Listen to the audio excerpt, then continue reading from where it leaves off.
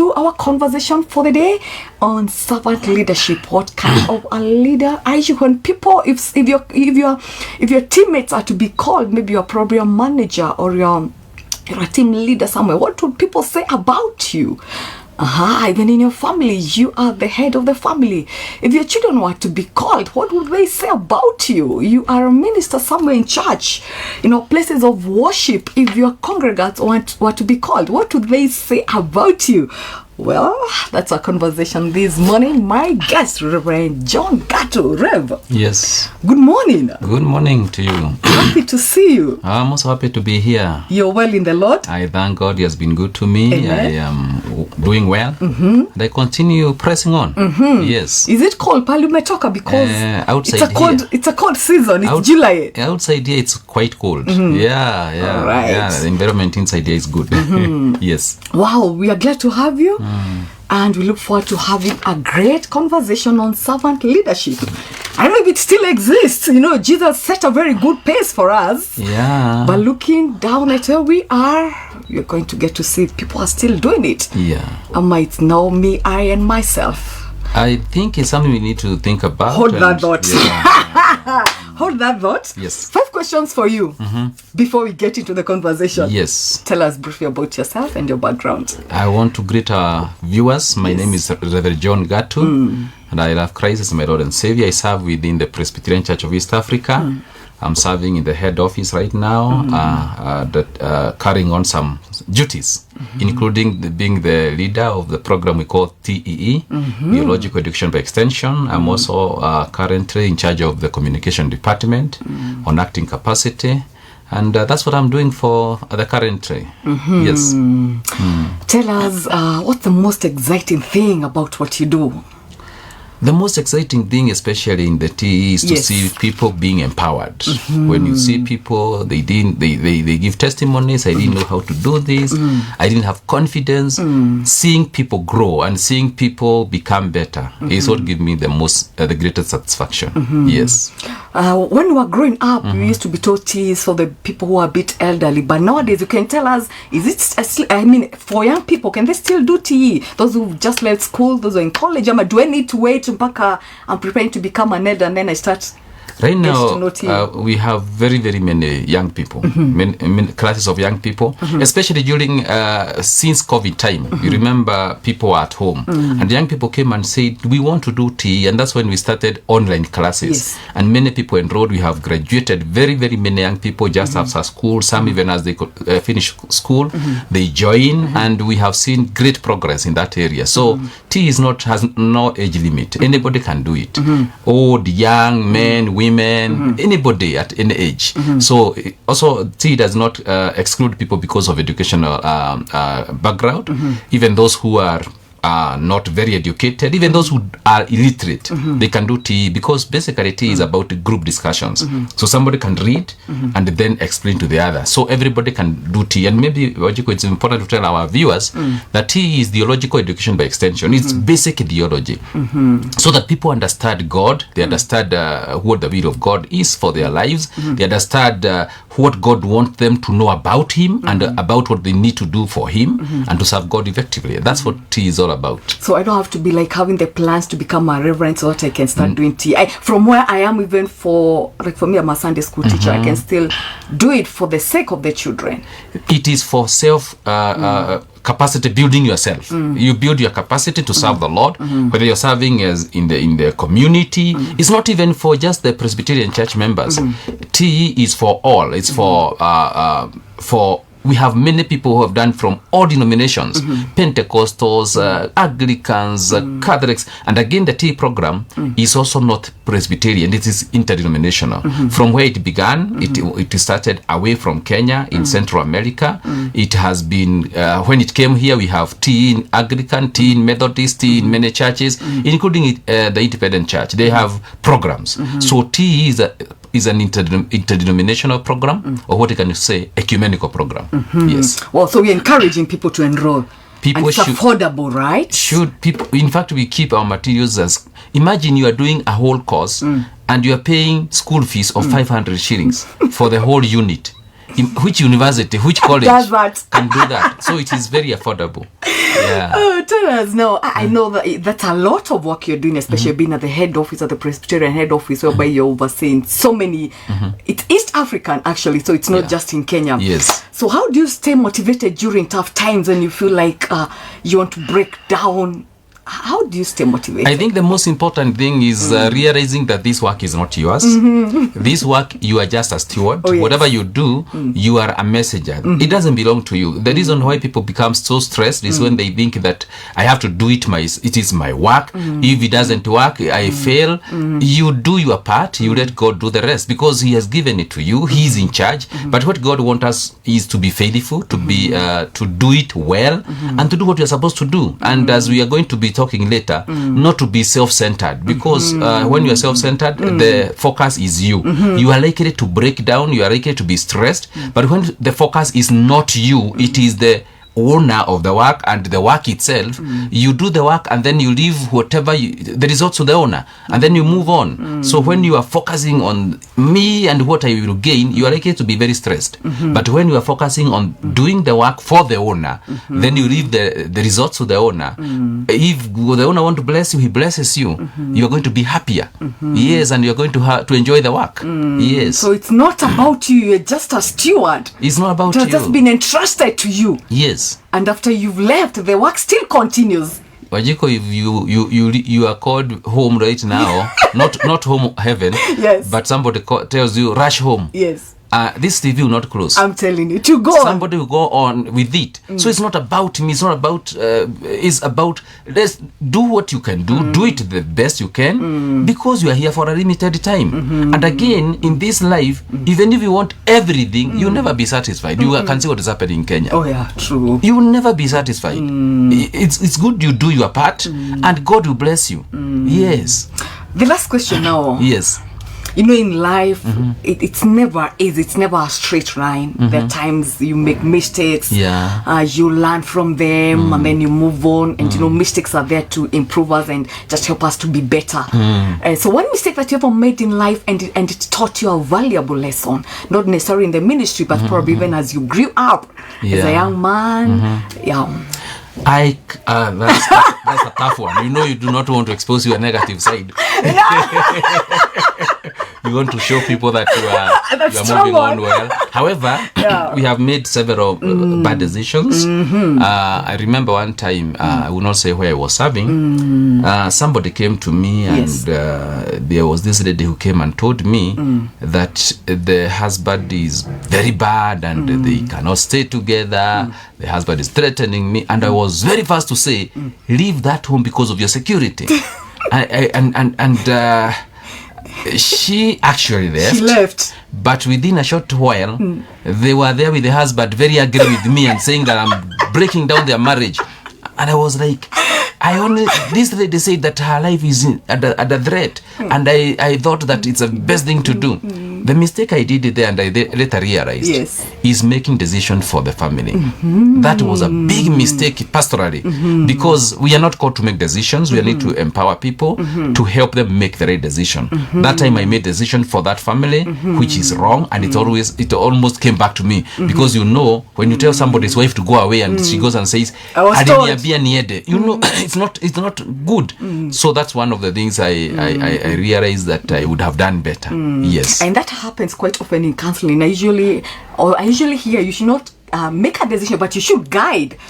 Yes, and especially we pastors, you know, we are paid to talk. So when people come to us, we talk. We tell them what to do. And most of what we call counseling is not actually counseling. It is giving our thoughts. It's guiding people. It's directing people, and that is not what we are called to do. If you look at the conversation of Jesus in John chapter 4 with the Samaritan woman, they had a conversation. Jesus did not tell you, from here, go and stop having how many husbands did he have? She had 6. The husbands you have, go and throw them away. He only asked him several questions, give me a drink, and then they would bring the topic. The lady would continually graduate from calling him a man, to calling him a prophet, to calling him, you look like a Messiah. You know, it was gradual. They went together, and Jesus guided the conversation. And in counseling, as leaders in that area, ours is to guide the conversation. It is people to bring ideas. It is people to bring proposals, we only guide them. If we tell them what to do, it can backfire. Yes. Well, that's some good advice right there, because several you find people getting the wrong advice, and instead of being living a place a better person, you live more wounded. Yes. I had said that was my last question, but I've just realized there is one more. Bring it. That I should have asked. Yes. So am I allowed to ask? Please, ask. So those of us who are watching this as I breakfast show, before I ask my guest, Gaturo Gatu, and he's here to have a conversation on servant leadership. Let me know where you are watching us from. Just drop us a text on Facebook, on YouTube. I'll be glad to give you a shout out as we proceed. My final question. Yes. How do you balance your work and your personal life? Because I know your work is quite demanding. Sometimes it calls you to be away from home even for quite some time. And so how are you able to balance? I know you're a family man, you have children, your wife needs you around. So how are you able to strike a balance in a way that the family doesn't lose? It has to be very deliberate because, as you say, all areas in your life, you know, you are all rounded. Everybody needs part of you. They need to see you at home, they need to see you at work. They need, sometimes even if you are stressed, your employer will not be saying because you are stressed, stay at home. I think it's about doing what you need to do when you need to do it. For example, there was a time I couldn't switch off my phone, whether I'm at home, whether I'm sleeping, because I thought that 24 hours I should be at work. But now I'm able to switch off the phone. I can go home and decide I'm not going to pick any call today because today is family time. I also learned that it's important for you to be able to say no. Yes. When you say yes to everything, you're going to break down. So sometimes you can have invitations and you turn them around. You can tell people I cannot be there, and you can deliberately create time off duty to rest. That's very, very important. And it's important for people, especially those with the families, to be deliberate about their families. Of course, work can take you away, but those moments that you set aside for the family, whether it's once a week, whichever day, or if you're working very far, after 1-2 weeks you go home. When you go home, be home. Don't be home at work. Don't go home then go to the friends and so on and so forth. Go home, take time. I'm not saying that being home is staying in the house, but it's being with the people that matter to you. You can even take them for lunch. You can make that little time you have your family quality. And people, you know, we are busy looking for money and creating wealth and buying plots and so on. But sometimes we really have time to invest that what we are getting to our family. You can't even take them to a place where tea costs more than 20 shillings because you are saying it's very expensive. And with the friends, you can go and take a lunch of 2,000 shillings. Bring these things to your family. Primary concern should be your family, helping them to be strong, helping them to move well, and surprise them. Surprise them. Wow. Take them to SGR, Mombasa trip, and so on. Save. You know, one of the things Wajiko people don't know. The tourists who come here are not richer than us, some of them. They save. But when we are saving to buy plots, they save to travel. That's the difference. You find somebody in January, he's putting money because in 5 years' time, he's coming to Mombasa. He's in America, he's in Europe, and he saves to come. Can you also be deliberate to save, to treat your family, to save, to also treat yourself? And when you have time off, be off. Wow. Yes. That's some good advice right there.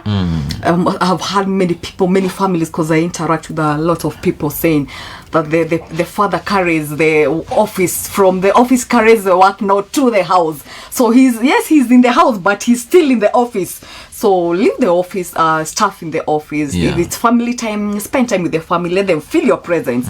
Don't carry your laptop, your phone, your busy messages, meetings. And tell them, don't forget the birthday of your daughter, your son, and Valentine for your wife as well. Don't forget these things because they're very important. They also add value. And invest also in planning them. Don't just say today is your birthday. Happy birthday, darling. Go, take out and buy her a cup of coffee if you are always eating in the house, and say this is for you. Wow. Yeah, something like that. How feel special. Yeah. Wow, that's nice. Before we get into the conversation, I had a proverb for the day. I want to know what your thoughts are. A wise don't challenge me too much. No, it's a problem. Just a conversation. A wise man never knows all. Only fools know everything.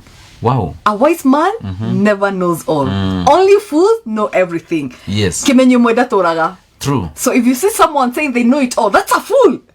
Yes. You know, I don't know how to give examples. Please we do. have many. Yes. But when you don't listen and you think you know it, that's the beginning of failure.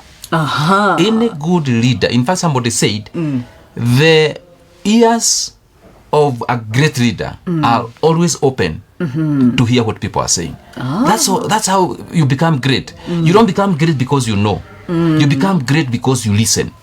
And you listen and hear what people are saying, and you respond. That's how you become great. And I think that's a mistake we are doing, even in the church, even politically. Look at our politicians. They want to show it like they know everything. The other day they were told by young people, please don't pass the finance bill. And they, you know how they responded. Yeah. They said A, B, C, D. The MPs talked, the leaders talked, and finally they passed. And you know where we are started that day. Yeah. Because of not listening. I will not say that anybody is foolish, but to be wise is to listen. If you don't listen, you don't, because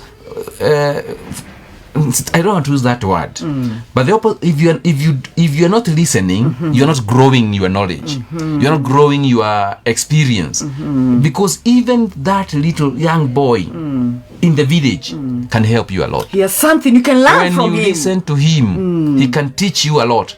Yeah, including where you can fall. Just as you are walking, that boy will tell you, Mzee, don't step there. Kuna shimo is slippery, pitia pale. If you don't listen to that boy, and we would want to urge our leaders across board, listen to the little boys and girls, because they are saying they can help us become wise. Yes. Back to our conversation. Who is a servant leader? A servant leader is this person who is leading and not focusing on their own selves, but they are focusing outwards. Their focus is others. Their focus is the people they are leading.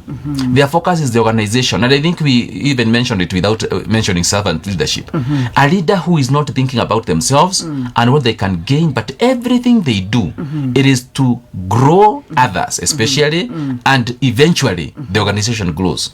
Because one of the aspects of a leader is to empower others, is to help them grow, is to listen to them. Anything you do, you ask yourself, what is it that I am giving to the others? Especially in leadership, in the organizations, we have the CEO, the director, the big person, and then we have the people who are following, the workers, and the other people in the organization. A servant leader will make sure that the voice of each and every person in that organization matters. He's going to ensure that whatever decision he's making, he's involving them all. He's working with them. He's empowering them. Every decision he makes is about how do we benefit this organization, because a servant leader empowers by motivation. Wajiko, if you are seated here and you're not motivated, you get bored very fast. The boss is not listening to you. Give ideas about how to improve the TV. He's saying, I know this is my institution. I just brought you here the other day. You do your work. You do your work. You do what I'm telling you. You are going to be demotivated. You are going to not even be innovative, because as we said earlier, nobody knows everything. Every person in an organization is important. When you value them, you're going to do things for them. You're going to sit down with them, listen to them. You're going to think about their welfare. You're going to, and eventually when people become motivated, everybody contributes to the success of the organization. But when it's about me, I and myself. Me, I and myself. That is autocracy. It's a leadership where everybody must follow my way, or dictatorship. People pull off, and you are left alone. And when people are not with you, you are not a leader. A leader is a leader because he's influencing people, as John Maxwell says. A leader is a leader because he's influencing people towards a certain direction. If nobody is following you, then you're just taking a walk. Somebody said, you're not leading. People must follow you. You are a leader because people are with you. Oh, yeah. And you are not a leader because people elected you. No. You are not a leader because you are employed to become the director or something else. You are a leader because you are influencing people. And people who are real leaders are not necessarily the people at the top. It could be that person who makes tea. Just go to the church and the chairman may be there, but the people who are making things move are not even having any position. Oh, yeah. But even the chairman knows if I want something done, I'll consult this person or that person. That is a leader. A servant leader empowers those people and ensures that everybody feels that they are part of the system.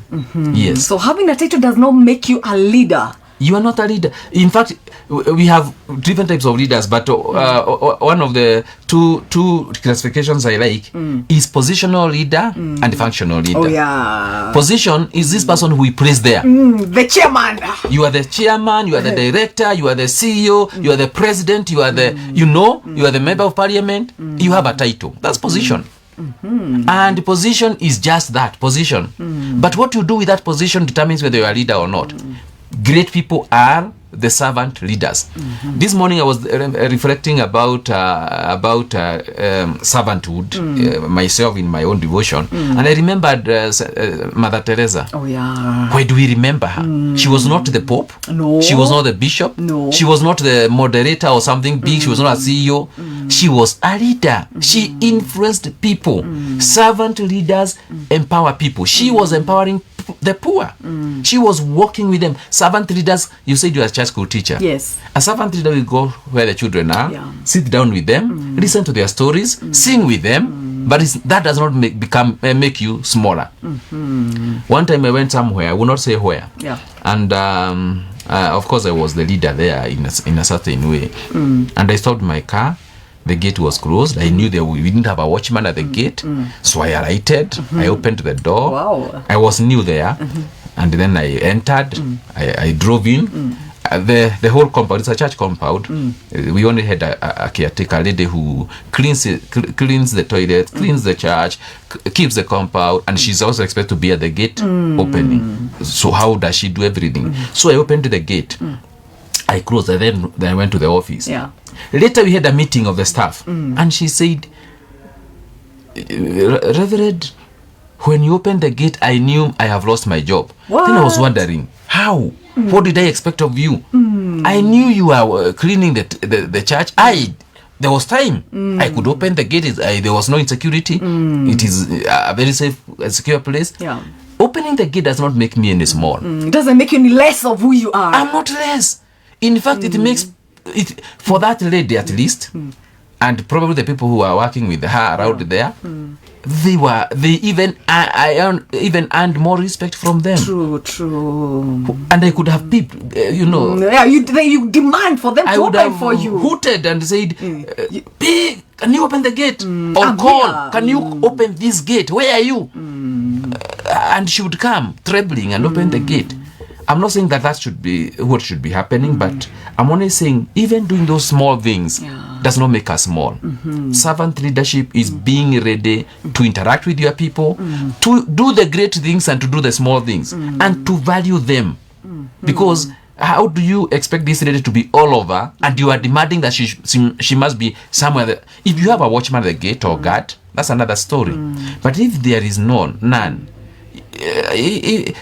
these people who come and start, "Can you wipe this seat for me so that I can sit down? Can you wipe the table?" They do like this. Actually, they have a habit of this. Very dusty. This table is very dusty. Okay, I'm not saying that you dust, but if, for example, it's at your home and you have your children there, and you can go to the kitchen even if you're a man. That doesn't make you any less. Doesn't make you any less of a man. Because servant leadership, you're not talking about just out there. Even in our families. Can you be a servant leader? In the house. We have these men, especially in the traditional setup, who will not even put food from the pot, the serving pot, to just kupakua to the plate. They can't. They're just there. Can you come and put food for me in the plate? Why did you put it here with the hot pot? Can you serve me? Serve me. Na haja katika mikono. My fellow men, it doesn't make you any less to serve that plate and eat. Even serve your wife. Kwani iko nini? Serve her. Serve your... Surprise your children. Doesn't make a... I think it's how our traditional men were brought up. Yes, I don't know. It is, but I think it things needs are to change. changing. Culture is dynamic. When people keep telling us to go back to culture, I think there is something that we are missing. That culture does not go backwards. It goes forward. We just learn some good things from the past, but we keep moving. Because right now, the people that we are saying that we go back to didn't have the phone. Now we have the phone. We can communicate with the phone. The wives were not probably, the duties were very structured. Women were working here, men were working here. Women would not hunt, for example. Men were going to hunt and bring food home. But now, or maybe go to look after cattle or something like that. They used to go to look for, and that was the culture then. Today, my wife is a pastor. You're also a pastor. She's employed. Yes. In the morning, in fact, she left yesterday morning, not even today. They had a retreat somewhere. So you made tea in the morning. I have to make myself comfortable, make tea, and even when she comes, she's tired. And if we have no domestic worker, I can't wait for her to come and cook. You cook. I will cook, put food there, and serve her. And when she comes, she'll be very happy, and the house will be warmer. But if you are just there and you are waiting for, we lose opportunities to make things good in the society. When we do not calm down, it doesn't make you any less. Even we will talk even to our politicians. You don't become any less to sit down with the young people and ask them, what is it that you are saying? And when they say we are unhappy with corruption, that is empowering. You have now become better, and you are going to say, as a policy of the government, can we do away with the corruption and so on and so forth. So it is, servant leadership is about thinking about the well-being of everybody, not about yourself. When we come to our politicians and we elect them, they go to the parliament. Most times, what is the first agenda, the motion in the floor of the house, whether it's national or the county assembly? What the first motion sometimes is about our remuneration. Oh yeah, about them, Is about we are watching. Very true. We are listening. What are you telling us? Did you go there thinking about us, or is it about yourself? Servant leaders think about the people that brought them there. It's about being human. It's about being human. It's about thinking about others. Eventually, you are going to gain. If Kenya economy grows, who gains? We all gain. True. When you are there and you are stealing hospital money or diverting money that would have gone to education, then you come and tell us I'm doing a fundraising for you. That's hypocrisy. It's manipulation of society. Very true. Because in the first place, you would have made policies that ensures there is medicine in every district or county hospital. There is school fees in every...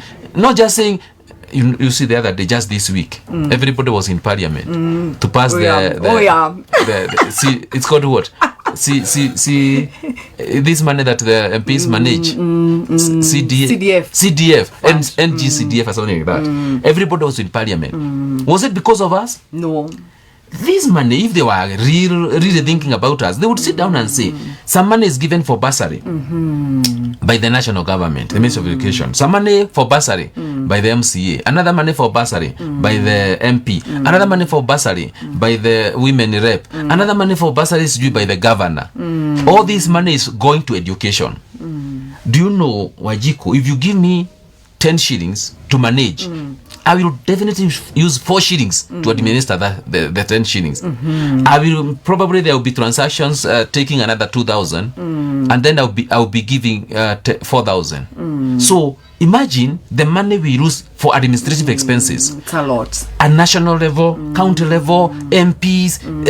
If all that money were put in one basket at probably the Ministry of Education, and we say instead of giving bursaries, we subsidize education across board. Every student goes to school and they get school fees at primary level. The Kibaki free education, secondary level, the university, if we cannot give them fully pay for them, we give all of them equal loans. That's how we went to school. This universal model, I'm just giving an example that even our leaders in the national can become servant leaders. If they want. What is it that the people want? That is servant leadership. I know you're going to ask me about the Bible and so on. But I know Yeah. even the Bible which we have here, that's the model that they talk about. God called people to come out and go to the people. We are called go. Not the people coming where we are. Yes. But if you want to do it the other, vice versa, the other way around. Jesus would have sent people, the 5,000, home. Oh, yeah. You remember? But he asked the disciples, What do you have? we Give can't them send them something. home. And then the disciples are wondering, we are not in the business of feeding people. It's not our work. It's We not came our to work. give them the word and then they go. Our work is to preach. Now we should be speaking to the pastors. What's the elite is their business. What the wheat is their business. But Jesus said, No. let them sit down and get them something to eat. And the disciples were like, where can we get everything? Jesus was insisting we must address their needs. Because it's not just about, we would have told them and we will still be popular. But have we addressed the needs of these people? In other words, for a servant leader, our policies, our decisions are driven by the needs on the ground, the needs of the people below us. But do we know their needs in the first place? That's why we must open our ears. We must remove everything that's blocking us from hearing. And any leader, and we said this earlier, any leader that's not listening to the people is not a leader. Whether it's in the church, because it's true, in the church also we have manipulative leaders. We have these authoritarian leaders who want to say it all. I am the bishop here. I'm the parish minister. You should know I went to do theology. You didn't. Wajiko will tell you that if there is great theologians, there are those people down there. They know what is good. They have heard, they have experienced. You know, theology is what you read in the books, and it's what you experience. After our training, we send people to practical theology training, because what you learned in school is theory. There's a practical part. The practical is with the people. Iko kwa ground. The greatest theologian is that lady who is very old, not walking but with his walking stick even shaking. That is the greatest theologian. He knows what God would want people to receive. If you listen to the people, whoever they are, if you respond, and you know, listening is not listening for the sake of listening. It's listening and acting on what you hear. It's listening first of all to understand. We call it listening empathetically. It's listening with an ear that is resonating with that person's life. Is listening with an ear that is not just hearing the words, it's hearing the feelings, the emotions, the pain, that unspoken. You can walk with that person in their own personal lives and see where they are and what they need. Is listening beyond the words. Is walking with that person, and then when you are acting, you're not acting because you heard. You're acting because you can feel with the person. We have had conversation in the media of people, our leaders are being asked by media people, are you hearing what the people are saying? And then what do they say? We know what to do.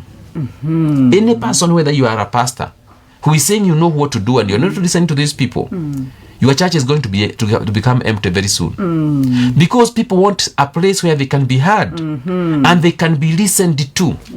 I'm a Presbyterian, and I know also we have some work to do on that area.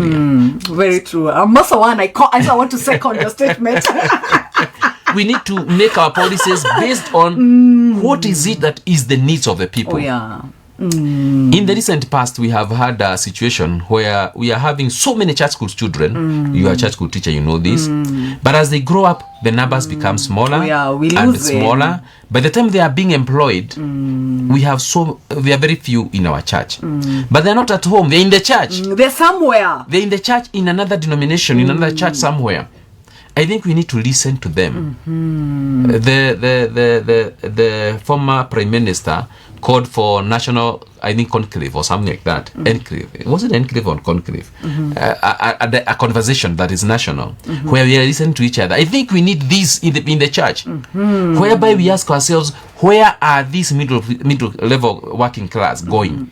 Where are they going? If a church and church leaders don't listen, they are likely to have their churches empty very soon, because people will continue moving. And the people, you know, there is the law of inertia.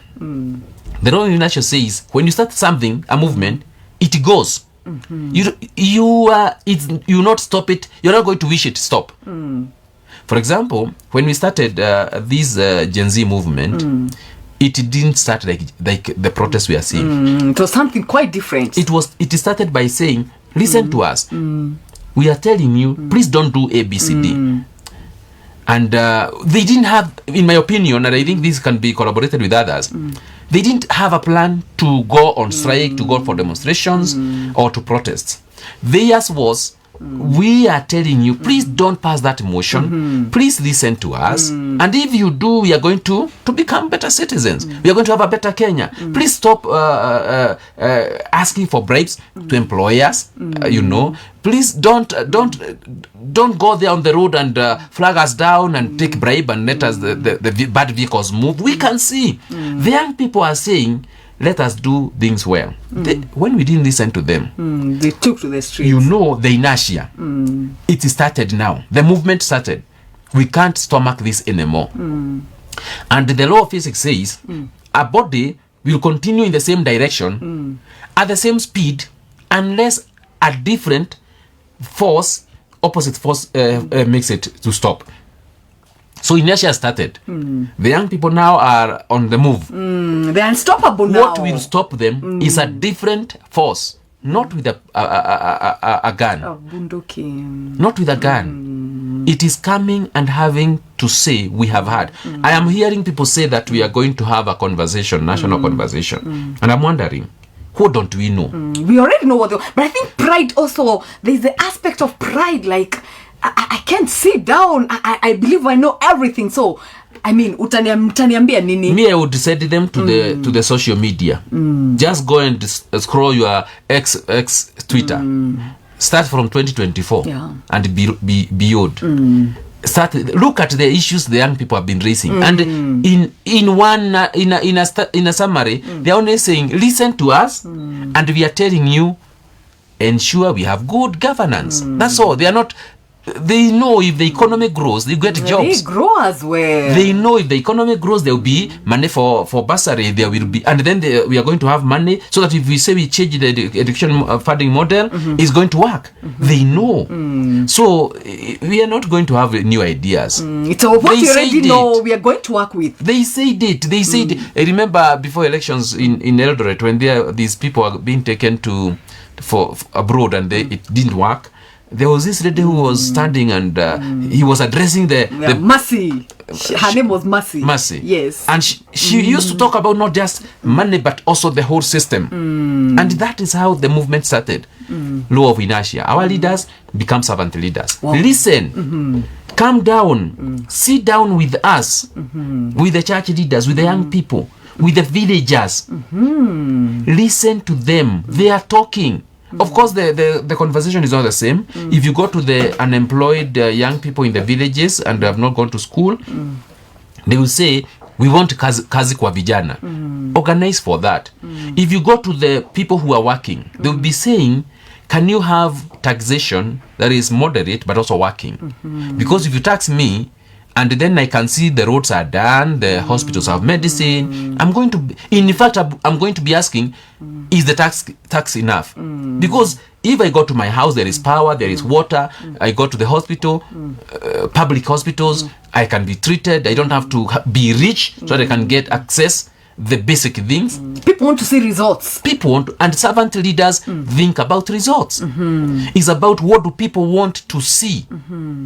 What kind of a nation, what kind of a society, what kind of a church, what kind of a family. What is it that your children are telling you? Because they talk. Our children talk to us if we care to listen. Don't be so bossy in the house. Sometimes we get so bossy in the house. Yes, and if we want to hear them, we are going to hear them. Sometimes they are going to speak in riddles because you can't hear.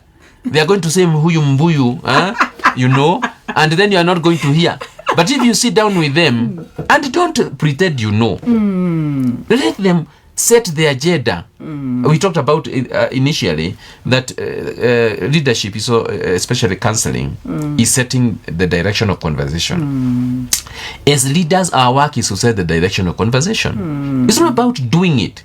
It's not about giving direction. It's about letting them set the agenda. Our children, especially, I'm now a father of teenagers. And I know my daughter sometimes will not opt to go with us where we are going. I don't force her. I sit her down. And I have learned that if you want to get more, and you have something you are quarreling one or the other, put her aside from the others. Very true. Talk like you respect her personality. She's going to tell you a lot. He's going to tell you a lot. Yes, he'll open up. Wow. My son is 14. I also realize that he's also would like his personality to be respected. So if I have to quarrel him, I'll call him aside. I will not come and say, why did you? In front of everybody, including sometimes with the friends. It's wrong. Respect. A servant leader respects people as people. And he respects them, their personality, their opinion, their perspectives, because they are not me, they are not you, they are themselves. And everyone is unique and different in their own ways. Everybody is unique. Continue with the conversation. Rep maybe can now try and see what are the characteristics of a servant leader. What makes one to be a servant leader? Because not everyone is a servant leader. I think we are going to mention a few, maybe 1, 2, 3, 4, or 5. But one of the greatest aspects of being a servant leader is humility. Wow. Because the opposite of a servant leader is this person who is full of themselves. Who is proud. Full of themselves and full of, the power has got into them. And so it's like they're thinking about themselves, me, myself, and I. They're drunk with power. They're drunk with the power.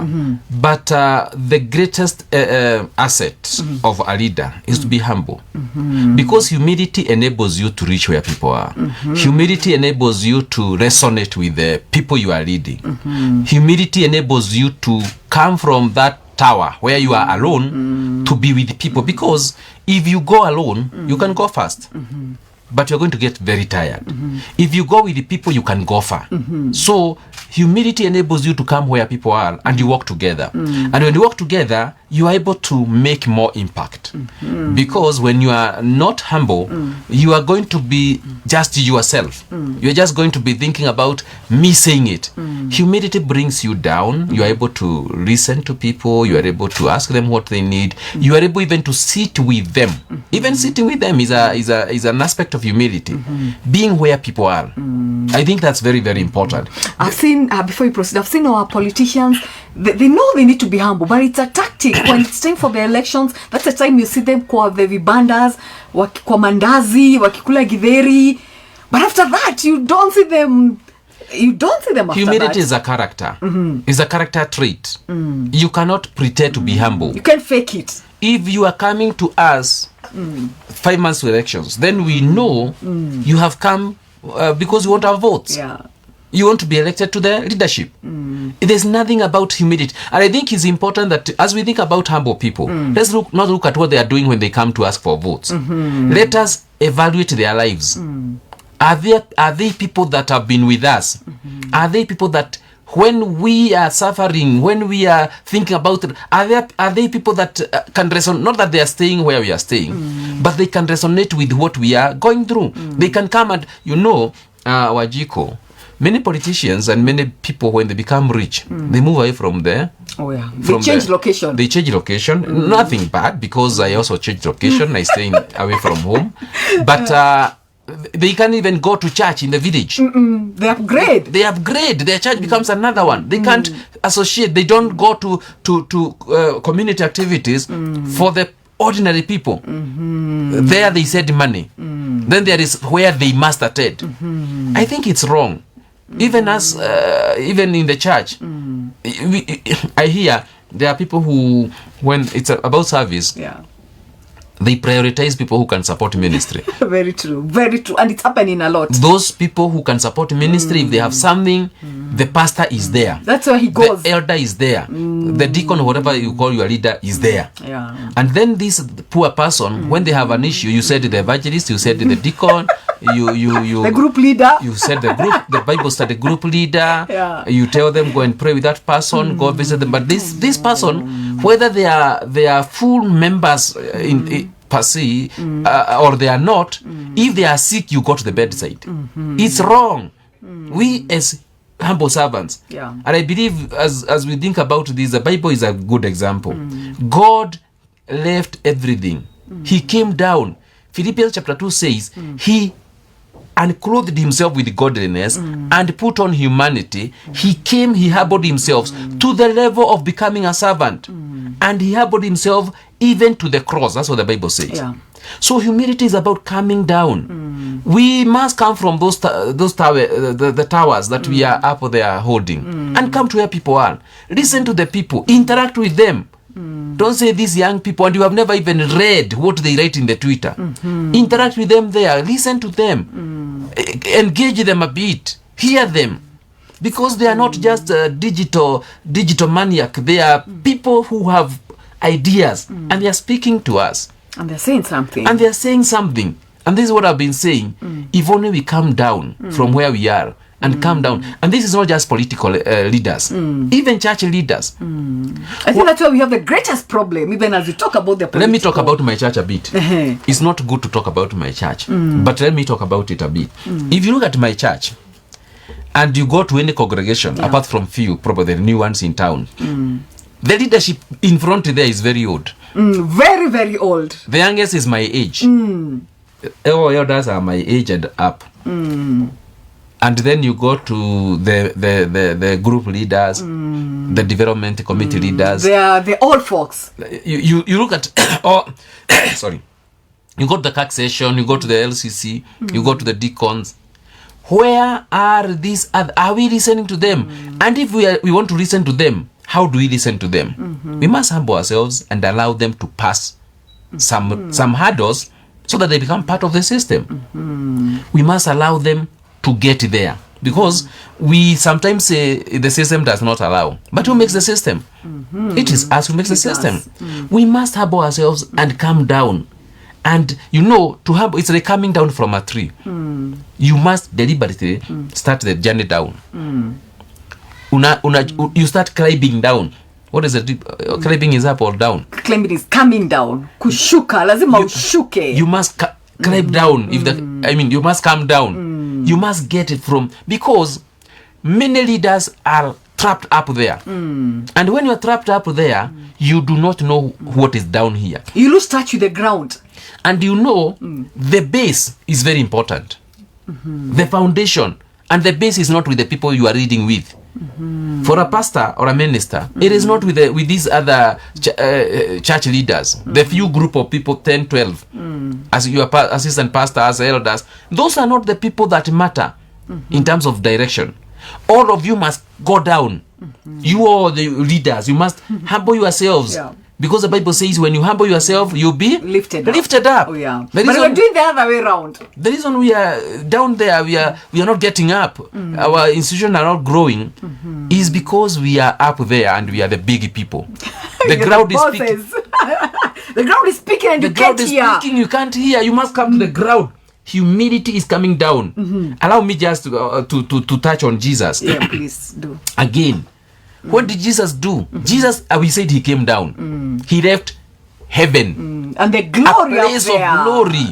The streets of gold. The place that had everything. He came here. What did he become? A child. God becoming a child.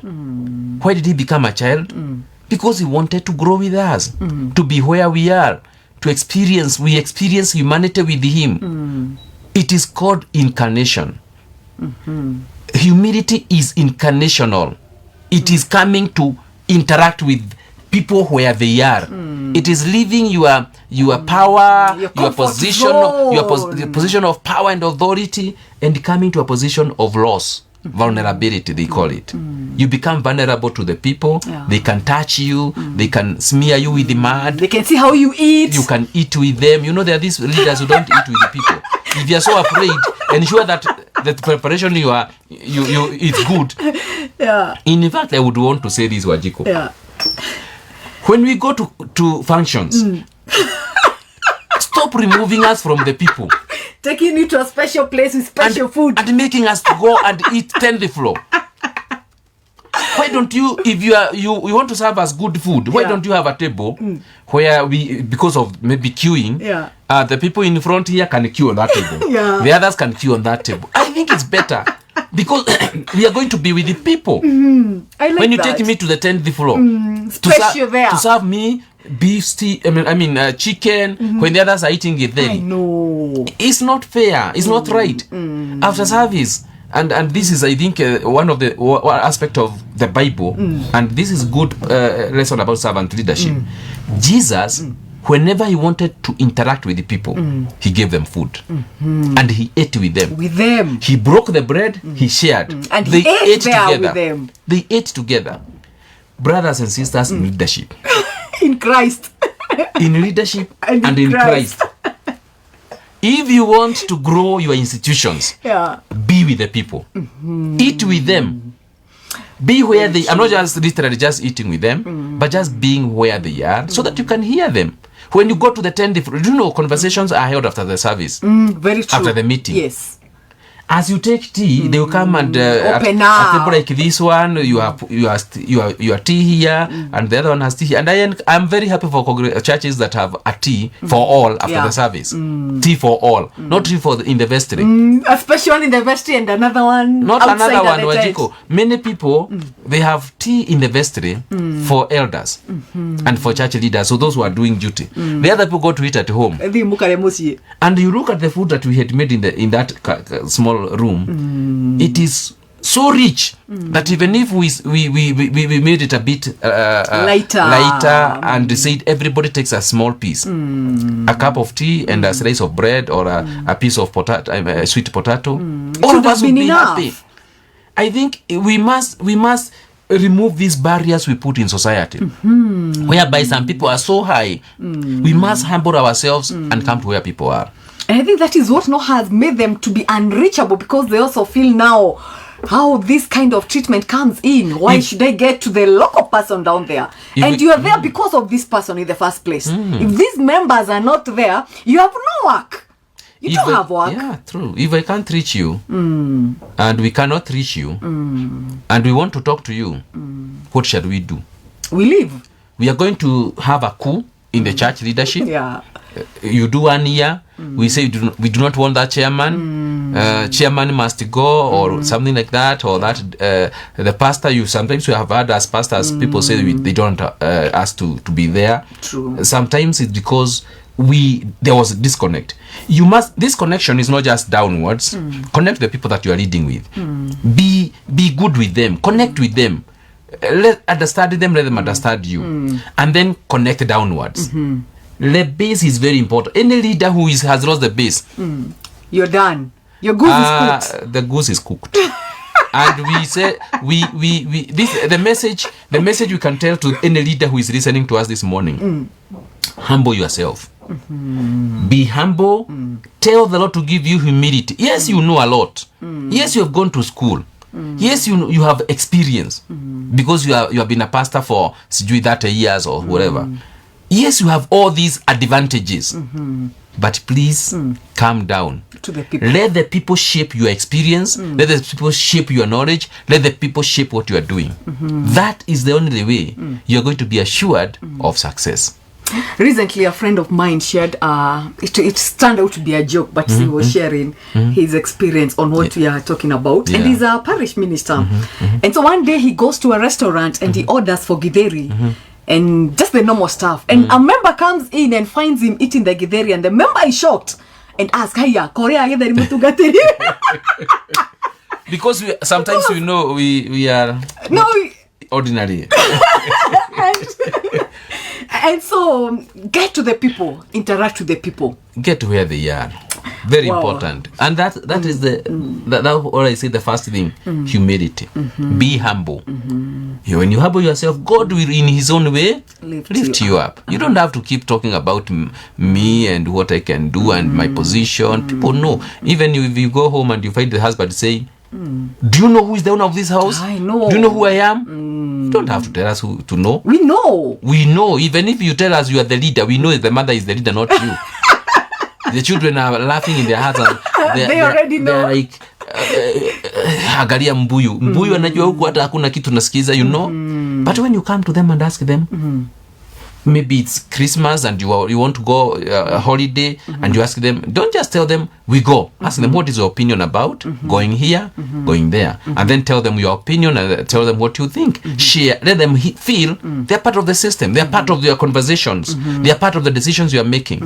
When I was doing recently, I was doing painting of my house, and I realized they have all different colors. So I told them, I asked them, what color do you think? I gave them options. I'm thinking about this, and they contribute. Of course, there is what I have my share. They say this is better than this is better than this. But in their rooms, it was painted their choice. They have their own preference. I said, talk. The person was painting. Before you write the paint you're going to buy, talk with them, everybody. What is the color they want? So the house, there are the places which have our color with the mother, but there are places where it is their color. Even in our color, we had to tell them the color we are doing. Although we have the power to not listen, to not involve them, and we don't become any less by asking them to guide us. We don't become any less. We must come down from that high tower that we are up there climbing. We must come down to where they are and ask them, what is it that you want? And this I want to repeat again to our leaders. Please come down to where people are. Listen to that voice in the village. Listen to that voice in the street. Listen to that voice in the social media. Listen to that person, whether they are old or they are young. They are speaking, and if we don't listen to them, we are losing it. Wow. Thank you so much, Penina. I can see your contribution on the conversation. You said, Reverend John, you are indeed hitting the nail on the head, and good teaching about leadership. Please let me know where you're watching us from. I can see Mary Kamau. Thank you so much. We continue. That was on humility. That was humility. We are talking about the characteristics of a good servant leader. And if you're a leader, you're there, please keep analyzing yourself. And there's room for improvement. True. There's room. We are not condemning anybody. There's room for improvement. We speak because everybody can. You know, the only room that's never full is room for improvement. Everybody like can do something better than what they are doing today, and that is growth. Growth is moving from where you are, and growth comes when you listen, you evaluate yourself, and you purpose to do something different. That's growth. So the second aspect of servant leader, I want to talk about selflessness. Selflessness, and I think we have touched this a bit. But a leader is not thinking about themselves. We have talked about people who every time they think about a program, even you see in the church, in the community, wherever, if there is a seminar to be attended, the chairman want to go. All the time the chairman wants to go. There. He went last year, he went the previous year, What is the new thing you're going to do? Don't just think about yourself. If there's an opportunity, share with your people. Let them grow as well. Because the problem with our leaders is thinking about themselves. It is about my business. By the end of my tenure, I must have achieved this. I must have achieved this. That language of I is the destroyer of good leadership. It must be the language of can we grow together? What opportunities are coming up? How can we empower each other so that they all grow? Create an environment where everybody grows. Even in the organizations, empower your people. For great leaders, they organize empowerment programs.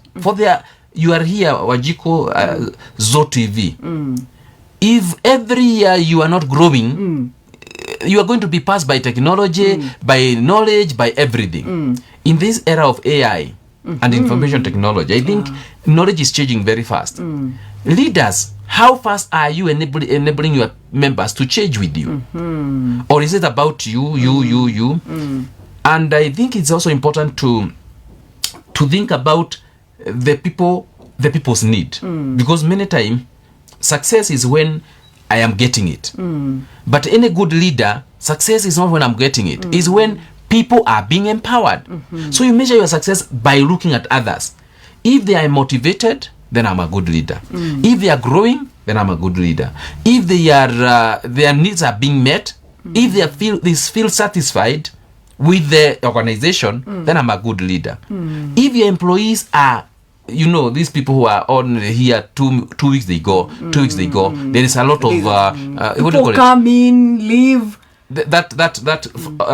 Outflow of your employees. They are coming after 2 months. Change your leadership. There's a problem. Where are they going?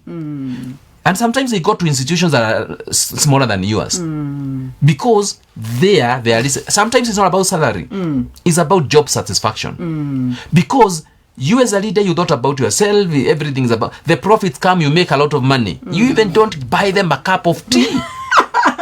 Because you want to grow the organization, to make it grow and grow and grow. You can afford better salary, you're still paying peanuts. Are your staff motivated? If you can be able to do something for them, please do. Go out of your way. Ensure that the people below you are also motivated. Because many times it's about creating our castle, making it better and better, ensuring that I have a better car, I have a better house, I have a better, and everything. The leaders, you look at the directors, the big people in institutions, the CEOs, their lives are becoming better and better. But the lives the of employees are still walking to work when you are in your V8 and they get late because they were... if you can do something for them, you don't have to buy them cars you may not afford, and you may not even downgrade your cars, because even if you downgraded, not everybody will. But you can look at the how do you share the resources with them? How do you ensure that it's not just about you? As you grow, they grow. As you get opportunities, they get opportunities. It's not about... So selflessness is thinking about other people. Is what is the golden rule. Consider others better than them, but yourself. And I think Jesus also talks about this. Consider others. I think it's in Philippians again, chapter 2 there. Consider other people better. You are one of the team. So I think selflessness is something that we want our people to think about, and to think about others. And this, especially if we talk about our political leaders. How much of the policies are directed to the people? How much of the policies we make in the churches, in the institutions, are to benefit the people? The programs we have, are they people driven? Are they driven by us? Is it everything, resource, power, all flowing to us? Or do we have resources being shared amongst us? And you don't have to, it's not about giving money. It's empowering people. Training, for example, let me give an example of a church, because this is a place I know better. People give money on Sunday. And we sit down and allocate money. True. We draw budgets. How much of that budget goes to build capacity of the people? And how much of that budget goes to entertain the leadership? I'm using the word entertain because sometimes it's not everything that we do that is necessary. There is those programs that build capacity, but also there are those programs that are meant to give us better life, For example, we have collected a budget 100%. Then you find that 80% of that month or whatever went to buy a pastor a better house. I'm giving an example. Or a car. Or a better car.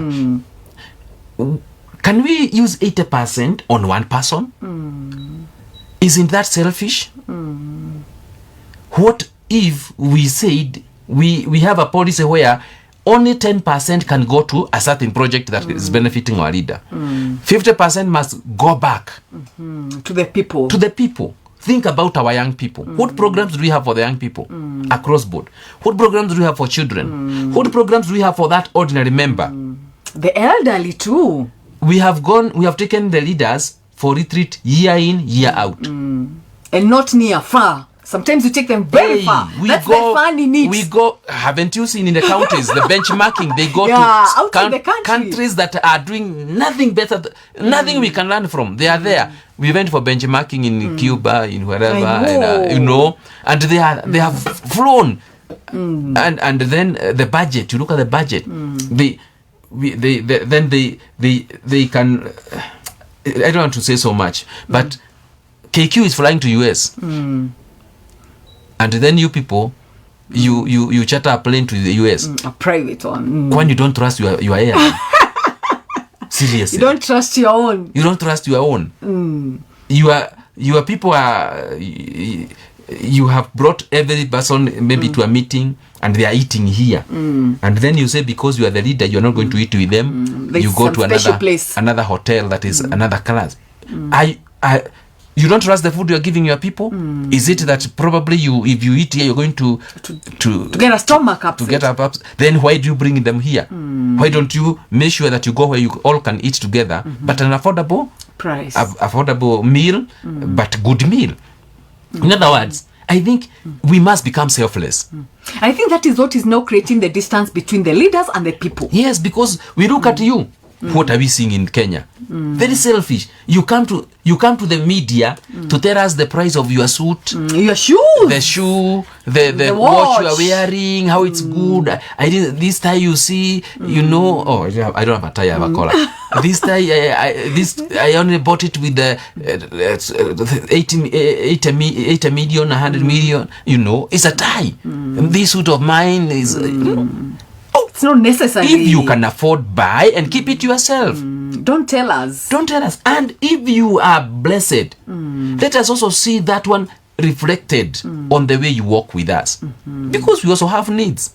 Do you know, Ajiko? If we became selfless and we decided to share what we have, Kenya is rich. There are a lot of resources. The richest 3% can eliminate all the street families in Kenya and not feel it. They will not feel it. These people, they will all have a house to sleep because they are not looking for expensive house. They are looking for a room with a bed and a table. That's all. Talking of the rich, if one person can offer to build a church 1.2 billion, then we have rich people. Talking of, we've talked about the rich. We've rich people. That shows people have money. Now, I didn't want to talk about our president because we respect him. He's our president. And we should tell people that he's the president right now. We may disagree with what he's doing because we don't agree. But we must respect him for being the president. Who he is, yeah. He's the president. Probably even as we correct him, we also need to check our language. We also don't become selfish. We have to be selfless.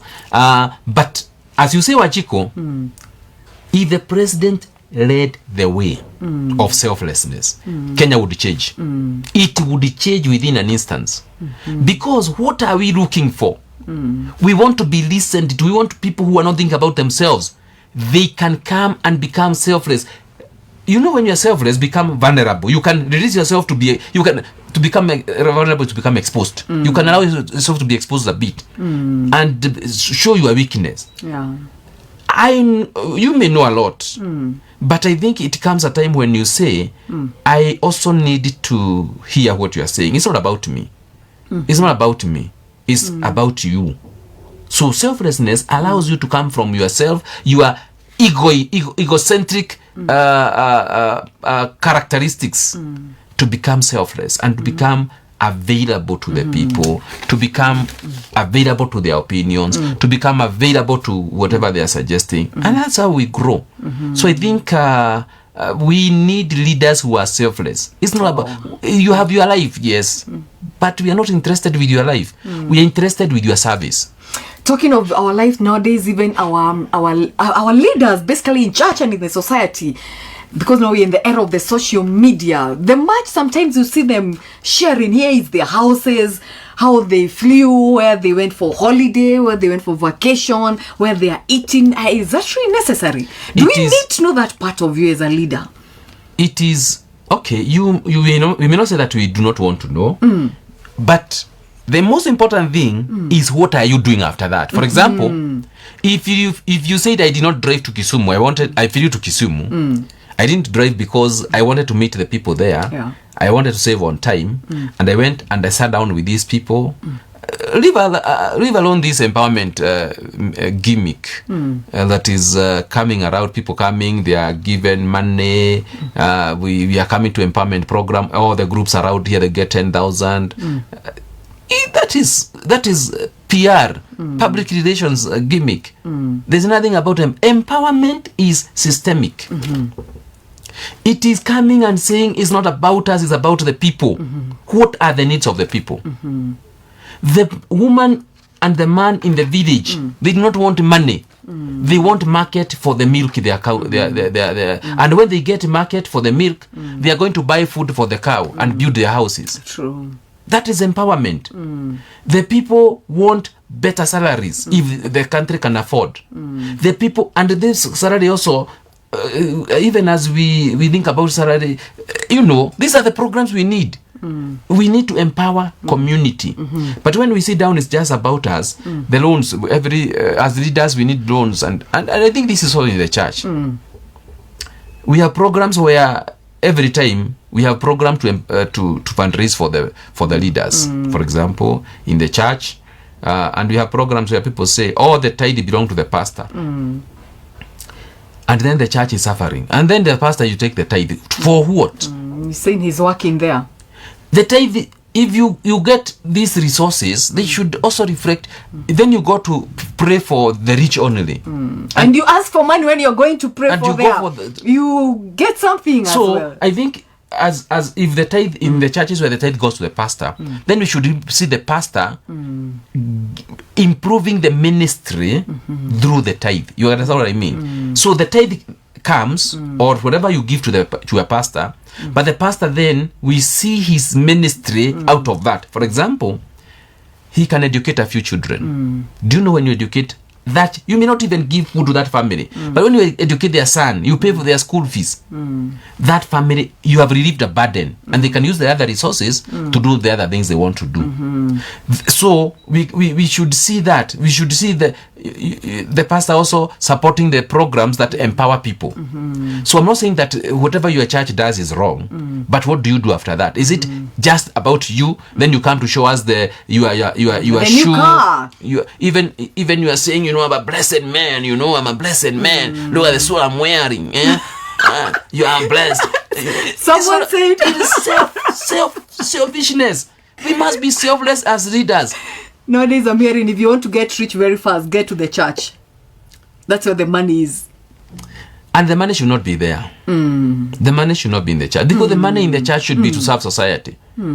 Jesus, once again, is the perfect example of a servant leader. What did he do?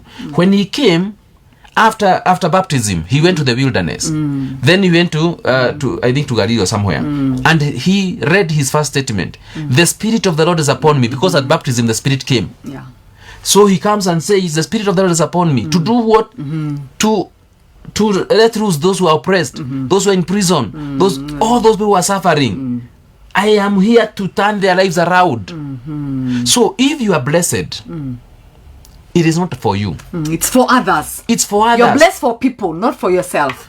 All I need is a good house. And how many can you live in? Just one. And if I have a house in Kisumu, a house in Nakuru, a house in Mombasa, a house on the top of Mount Kenya, a house in Mabadea Forest, a house in California, a house in Dubai, a house in London, brothers and sisters, for what? And then you come here and people cannot even afford the affordable houses. What is it for? You only need a bed. By the way, however big the house is, you only sleep on one bed. You can't sleep on at one time, and you can only sleep. How many times do you sleep in that house in Dubai? You go there once in 3 years, and then you are calling it your house. Why don't you come and invest here?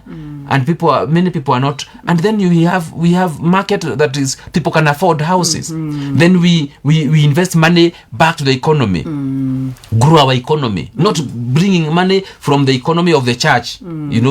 Church leaders can do that from the economy of the country, and then we are making the institutions become poor, the society become poor, and that's why the young people are hating the institutions. And looking at the church, they don't like what they see, they don't like what they hear, and they're like, we better not even do this church thing, because we're not setting, being good role models from the people who are in the leadership. And our young people are watching, like you've said, and they're saying and they're talking. But do we want to change? Effectiveness of ministry is not in the church, it's not in the pulpit. It is what we do after the service. When we get the benediction. Benediction is sending. People are being sent to go and practice what they had. The effective ministry is when we go where people are crying, and they see us helping them to wipe their tears. The ministry of the church is not about building big houses, having the biggest screens nowadays. Even in the church, sometimes if you go to the church, the project we have is about we are doing we want in Kikuyu to have the tallest house owned by PCA Kikuyu, by the Catholic Church Kikuyu here or the other church. I think that is not what we are. I think the biggest ministry is investing in people. If we came at the end of the year and said we were able to rescue 10 families from the streets, we were able to take 4 children for corrective surgery, we were able to help these three families get their children to school or something, or maybe we were able to, we have this feeding program for the, those are the main things that make Christ smile, and that's why the church exists. I wish we did that, not for saying that the others are not good, but as we do that, do you know what will happen? People will see the need to give to the church. Have you seen even sometimes even the NGOs, they avoid church to give elsewhere, because this selfishness makes us divert the money meant for development of programs of the church to our personal things. True. Corruption is bred by selfishness. If we have selfless leaders, they will not be corrupt, because they will be thinking about how do we empower, not how I get. Because why am I corrupt? Because I want to gain more. You want more and more, and you already have. I am paid to serve here, and I'm paid to do A, B, C, D. But when you come for my service, I want you to pay me for me to serve you. That's corruption. It's bred by self-centeredness. It's about me, and myself. My project is, by the end of this year, my salary can afford here, but I want to be here. That is how corruption is bred. At the expense of the people. At the expense of the people. Wow. Hold there, Rev. Someone is saying, I think someone was following up before a bit early in the conversation, where you said your wife is also a Rev, and she asks, how is it been a family of reverends? Maybe you can get into that. It's a good question, I think. But I think we become servants. So how are you able, let me also second the question now, because there's also now coming. Like, do the children now want to be like the parents? I cannot speak for them, but I know if you are faithful and you become what you need to be. We started by saying, when you are with them, be a father. And not the reverend. No, don't start preaching at home. Be a father, and when you are talking to them, okay, you can quote a scripture because we are all, but you are not preaching to them. We are having conversations. We are having conversation like a father, a mother, and children. A wife, a husband. Is not, when we get there, we don't take our position home. Our position as a pastor home. We go there and we can talk about where we were working as anybody who went for work. Today experience was A, B, C, D, but we are talking to enrich our conversations at home. So we don't come here and pastors are very authoritative. They say and people listen. But at home, you don't bring it there. At home, you come and have conversation. You listen to the view of the family members. So even as pastors, when we don't take pastorhood at home, you can survive. Because, of course, a family is like any other family. We take children to school. We buy food. We are looking for a house to build. We are also thinking about our future and probably think about buying a plot and so on. In other words, the life is just like any other. We also get sick because pastors also get sick and they go to hospital. And if I am at work and I am going to church and I'm told that my family member is not feeling well, will I proceed or will I go home? Those are conversations you think about. If there is a place you can be able to give up and be with your family, please do. And if you cannot, please make it as soon as you are able to rush back home, or maybe give them time. That's what we do. So those people are wondering how we live. We live like you. We eat like you, but we pray for food. That brings us to another question. This question has triggered another conversation. I usually okay, no, you're the pastor, your mom and your wife is also, she's also a reverend, same thing as you are. And now the children, because now these are pastors' kids, do you expect them to like dress in a suit always, because now they're they're teenagers, you said? Do you give them the space to be the teenagers they want, if they want to dress the way the teenagers are doing, without having to look at the aspect they're pastors' kids, and the society wants them to, they're not the pastors, you're the pastors. It's True. not the children who are the pastors, right? I but sometimes we want to make the children look like they're also the pastors, like the parents. It is not good. It's not good. I think the most important thing is what we said, to engage. Why is she or he doing what he's doing? Respect her opinion, but guide the conversation. Oh, yeah. For example, if my son wants to wear dreadlocks, yes, we engage. We have engaged even now about the size of his hair, and sometimes we have a conversation, and why if you're able to answer the question why things are done, they are going to do them. But if you are going to tell them you must, they are going to rebel. Because everybody is looking for something called autonomy. Everybody want to feel that they are in charge of their destinies. They want to feel that I am contributing to the direction I'm taking. If you force me to come your way, they rebel. Most of the rebellion we are seeing with the pastors' kids and the church leaders' kids is because we forced ourselves onto their lives. They have their lives.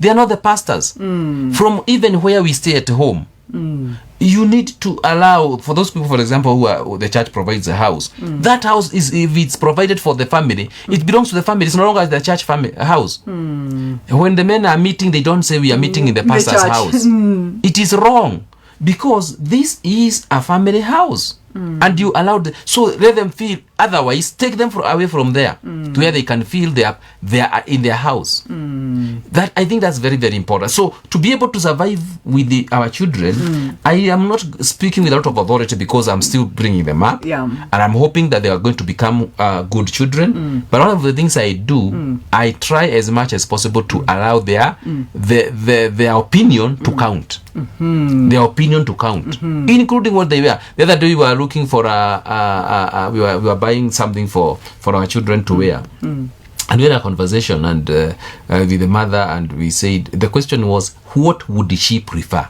It's not what we want.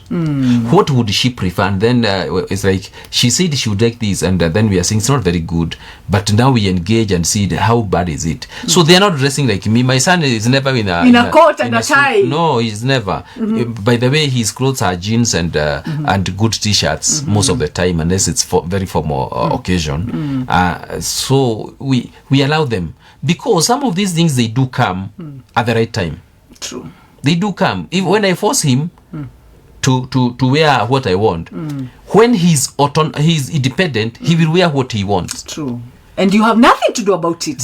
But when I allow him to wear what he wants, provided it is decent, because we're going to talk about decency with them, and say, as you choose your clothes, please, do you like ABCD? And then why do people, you have a conversation, and we look at cons and pros, because don't make decisions. I think we started by saying, don't make decisions for them, make decisions with them, and allow them to make decisions for themselves, but guide the conversation. So there are the people who are saying, I don't like that. Why, even themselves, why is somebody wearing something? And you look at what they are not liking is what other people are liking. Because you have explained why we dress.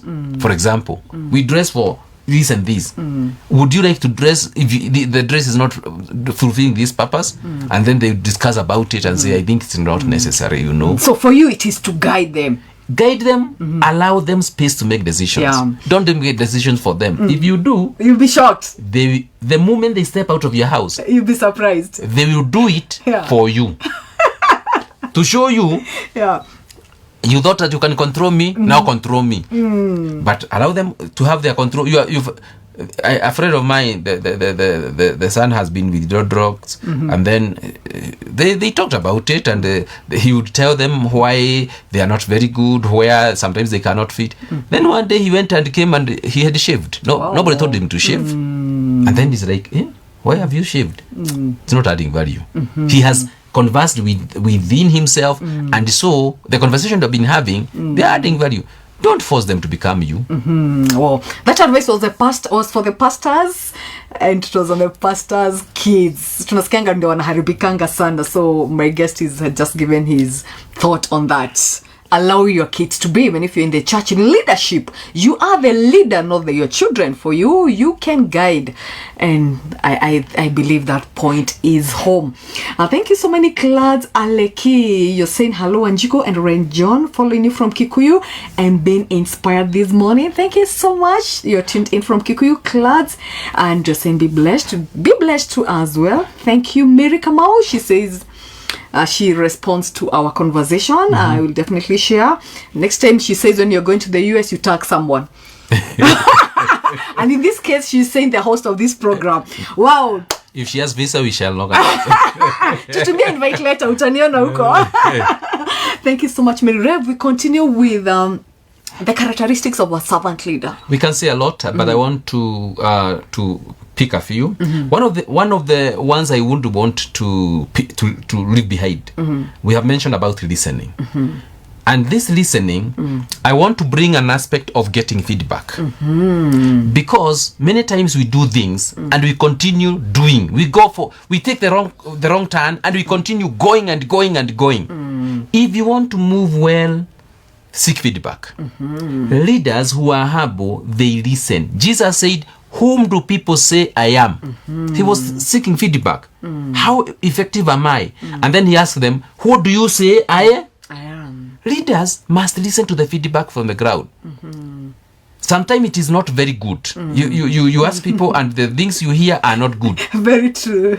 If you go to the mirror in the morning and you're standing there and you are telling the mirror, "Tell me whether I am smart." If the mirror says you are not smart, what do? You change. You look at the mirror and then the mirror says there is a stain on the shirt here.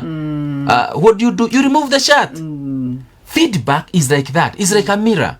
And many leaders fail because they don't look for feedback. And when they get feedback, they ignore the feedback. You don't work on it. And sometimes people fail to solicit for feedback because they are afraid it will be negative. Let it become as negative as it should be. A leader should have a big heart. Because if you have a big heart, you're going to assimilate no matter what you are told. If you are told you are so bossy, sit down and ask yourself, what can make me less bossy? If they say you are proud, then you are. They are not adding salt. And then you are saying, I will not. You remember this leader was saying, I will not ask the prophet because every time I ask, they tell me bad things about myself. And that the listening to the feedback is very important. And I think leaders should structure feedback mechanism whereby they keep asking people, how am I doing? If you don't listen to the people and don't ask the people who are, ask those, especially the people who are leading organizations, these people who are very low, the people who are sweeping, the watchman, do you know they know a lot about you? If things are stolen, the first person who will allow them to be stolen is a watchman. Very true. If you befriend the watchman and you keep listening to him and ask him how are things going, buy him a coffee. Don't just take your colleagues who are millionaires and they have money. Keep him close. Tell him, when are you off? Can we have a coffee? Take him to that good hotel. If you go to, I don't know where Serena. Take him there. Take your watchman to Serena. Sit down. Know everything about the company. Ask him about yourself and about your institution. I'm telling you, are going to learn a lot. This person, no matter how low they are, they know. For the people at the top of any organization, listen and solicit. In fact, I'm using the word solicit. Go for the feedback. Don't just expect them to come. Go for it. To take the watchman to a hotel is deliberate. You have planned. You have taken him. You have told him to even take him with the family. Take him a treat. You know you are doing many things there. You are motivating him. You are making him feel he's part of the team, and you're making him feel that he will never let you be done anything that is not good. He will be there for you. If something happens to that organization, he'll pick the phone and tell you, boss, they are planning A, B, C, D. Even in schools, we have the schools riots. The principals sometimes are unreachable. Sit down with the students. Be with them there. hear the feedback. The other day I was speaking with a chaplain. A school, they were planning to ban the school. And then the chaplain, and I like him, he's a Catholic priest. And he told me, all the students, he went and the principal came, they chased him away. The deputy came, they chased away. The teacher in charge of what came, they chased. And then the chaplain came and they said, we all want to speak to the chaplain. Wow. And they told him we wanted to ban the school. We want to surrender the paraffin we had and the petrol and everything. But we know you can hear. We want to tell you what we want. Wow. Go and tell those people. We are not going to listen to them, but go and tell them. We want A, B, C, D. Then he agreed with them. Now I've listened to you. Don't ban the school. I'll take the message. Why? He had a culture of taking feedback positively. Because many people, they take negative feedback, as criticism. It's as if people are fighting them. When I tell you are proud, for example, I'm not fighting you. I'm only saying if you change the aspect of the way you do things and become a bit, that's feedback. Leaders who are servant leaders, they value feedback and they respect feedback. And they don't just listen to feedback, they act on the feedback. That's very important. So I wanted to say that servant leaders listen. And more importantly, they listen to feedback about themselves, about their leadership. And they put it in practice. Yes. So can we have a part 2 of this, Rev, and we fix another day, we come and talk on the benefits, we finish on the characteristics of being a servant leader, because I feel we need to give this more time. We can even look at practical situations. Yes. And I think we have a lot of examples where we have servant leadership and where we don't have servant leadership, and how we can even improve on all those things. Yeah. Because I believe the problem you're having now is because we don't have leaders who are servants. I hope they are listening. I hope our leaders are listening, because things can change, and even the situation in Kenya can change. Leaders national leaders, if you want to change your attitude and approach and become servant leaders, the things we are talking here, and you do them, Kenya will change. You don't have to change leaders, you can change the leadership. Wow, can we end it there and we fix for another day? That's okay. Maybe we can give a shout out to 2 or 3 people. I want to now I don't know, all the people that have been watching us, my sister in Kitale, Mary Kamau, and all the others. I've seen my colleagues, the ministers. I want to wish you well. My wife, they are wherever she is, they are having a meeting somewhere for a retreat in Coast. I hope you are also watching. I say hi to you and all my relatives, especially people in Gatodo South constituency, not constituency, but let me say Gatodo Presbytery, where I was born, Gateway Parish, Menene Congregation, and in my village. We continue praying for strength to my neighbor Paul Kahio's family, who was ready to rest yesterday. I say hi to all of you. Well, thank you, Rev, for making time. I know you're a busy. I know you're busy. You're doctor. There's a lot to do, but you managed to make time and share with us. Thank you. Don't take it for granted. And I look forward to another day when we plan for this and we're going to have a continuation on the same. Thank you so much and God bless you. Amen. To my viewer, thank you so much. The message this morning: get down from your high horse, get down to the people. That's what we are calling servant leadership. And we said the only room that never fills is room for improvement. So there's still room for improvement. You're there. You feel like this conversation was for you. You can do better. We are not here to condemn people. We are here to inspire you. And I believe you've been inspired this morning. Better leaders, we have a better country, we have better churches, we have better homes.